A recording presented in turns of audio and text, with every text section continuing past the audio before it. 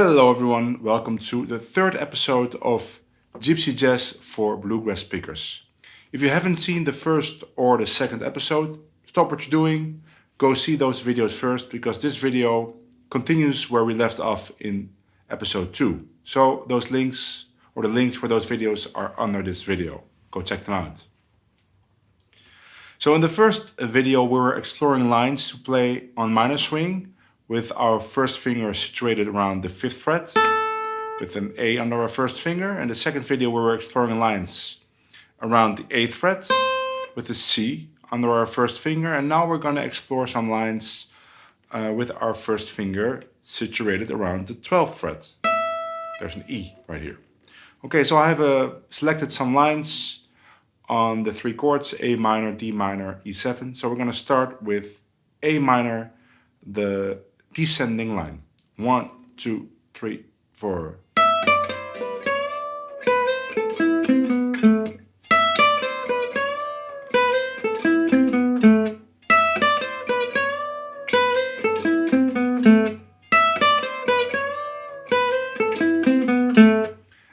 There's this nice bend in the lick, which is a typical sound in Gypsy Jazz, where you bend notes, especially on the B string.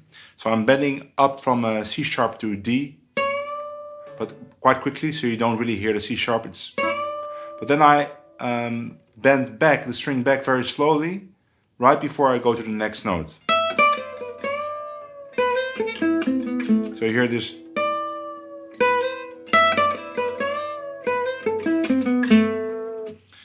Okay, our ascending line for A minor. 1, 2, 3, 4.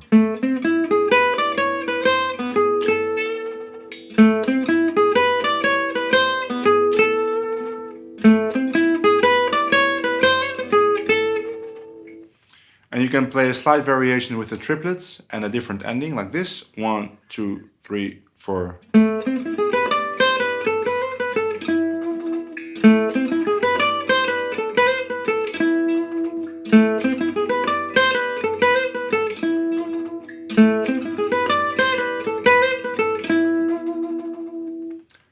Great. Our lines for D minor. This is the descending line for D minor. 1, 2, 3, 4.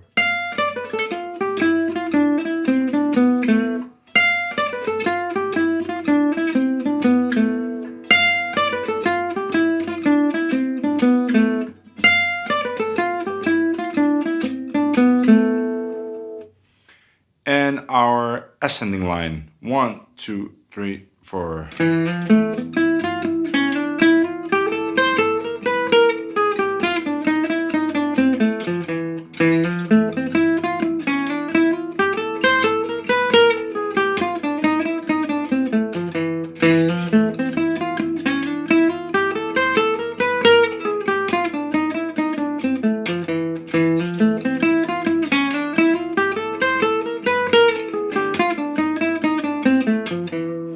As you could see in the tab, this is quite a long phrase. It's 4 bars, and there's no 4 bars of D minor in minor swing, but you could break this phrase up in different parts. For example, you could play the first part,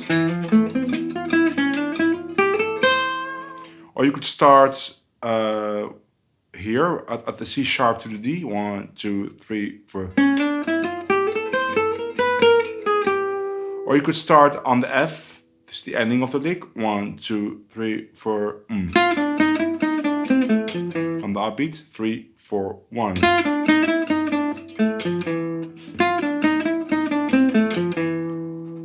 So you could play different parts of this phrase, but it's a nice phrase for D minor. So if you ever play a song where there's a long D minor, then you can play this lick, of course. And of course, like we discussed in the second video, you can transpose all these licks. So if you have a long song with A minor, which happens in minor swing, if you could look at the last chord of minor swing, which is A minor 6, and then it stays on minor swing for the beginning, on A minor 6 for the beginning of minor swing. So then you would have 4 bars of A minor, and then you could play the lick right here.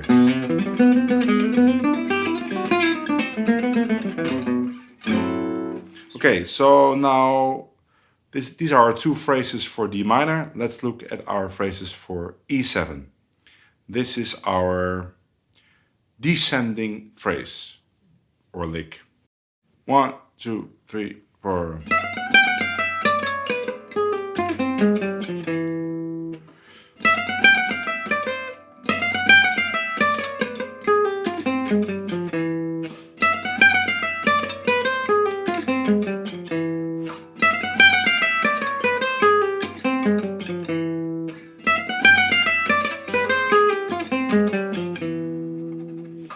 And now the last phrase, the ascending line for E7.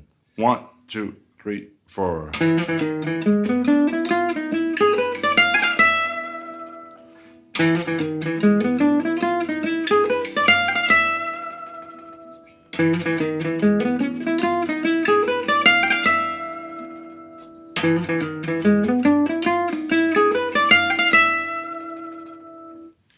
Okay, and then you can do all the exercises that we did in the previous videos. Play only the ascending lines on the backing track, play only the descending lines, or combine playing the descending with the ascending lines on one chord.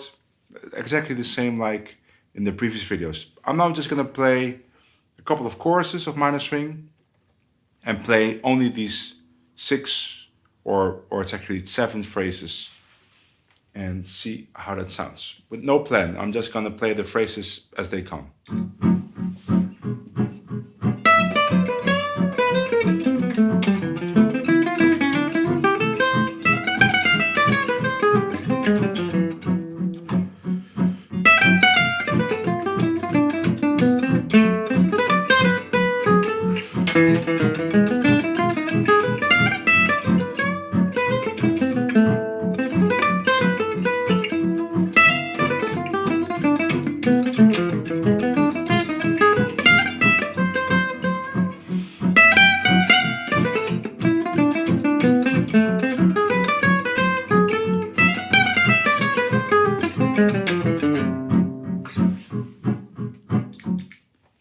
Those lines sound great.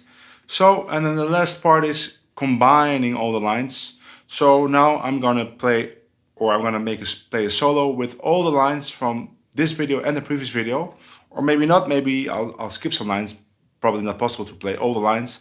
And I'm also transpose the lines at suitable places. So for instance, this lick that we just learned, I can play on A minor by starting here. So what I'm doing is, I see the lick here on D minor with my first finger on the 3rd of D minor, the F.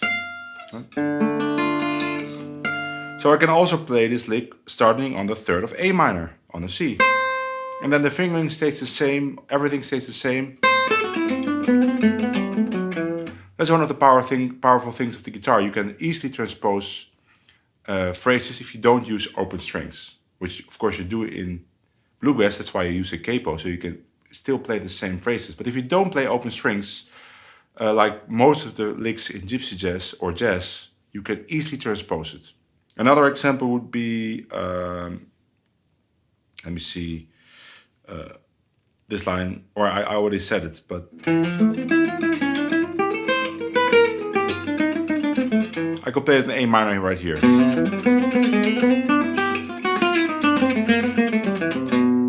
Yeah, or this line, could play on D minor right here, starting on the root. Okay, a short improvisation.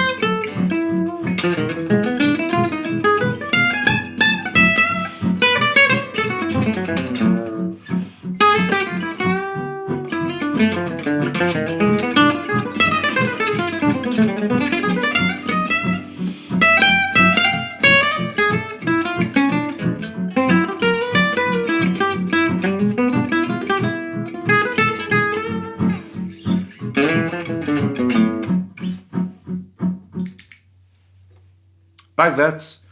Of course, again, it's not as easy as it seems. I've played many of these lines. Actually, the difficult thing for me is now not to play any other lines, because every time I play something, I see all kinds of other lines that I've practiced. But if you're just starting out with Gypsy Jazz, it will be the opposite problem. You won't find the lines quickly enough, so you will get stuck. The problem, or the resolution to the problem, is to pick a slow tempo and really work on the phrases in isolation until you can dream them, until you can sing them. You got to be able to sing them, because if you can sing them, that means that you can hear them in your head without actually having to play them. And if you can combine singing of the phrases with your fingers on the neck, then you'll be able to find them, because you will hear them in your head and you'll automatically know where they are on the guitar neck because you've practiced it. Now this is a long process. It won't go nearly as fast as you want it to go. So just accept that. But I know the same is for bluegrass. If you practice those licks, it takes a time before they are part of your system. Now it might go a little quicker with bluegrass just because most of the phrases you're playing are within and in the same mode. You know, it's like mixed leading or Dorian, so it might already be in your ears. But a lot of the the Gypsy Jazz lines that you're practicing or that I showed you are every time they're kind of new. They're also all over the place, so that's why it takes some time. Don't get discouraged. Just keep practicing slowly, and I promise you, you will get it. So in the next episode, episode 4, we're going to look at some nice chords that you can play to vary all your single note lines. Okay, see you next time. Bye.